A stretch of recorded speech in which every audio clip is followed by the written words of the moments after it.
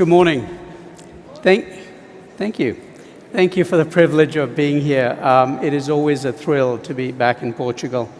What I'd like to do is to share with you a little bit about why this journey towards becoming a skills-powered organization is, at least in my mind, maybe nobody else's, an inevitable conclusion or an inevitable point in the journey for the evolution of our organizations. And what's compelling is that as these technologies play out, and you can see the shifting composition of work from 2022, what the average job looked like, and the mix of activities and tasks, to what we expect it to be in 2027.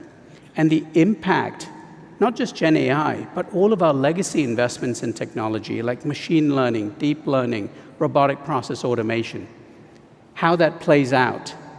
And you can see what work is substituted, what work is augmented.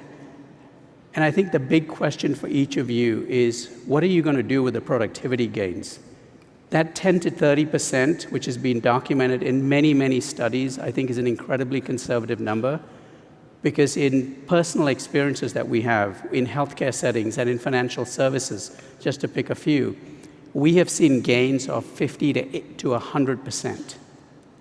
So the question for you is, how do we share those gains?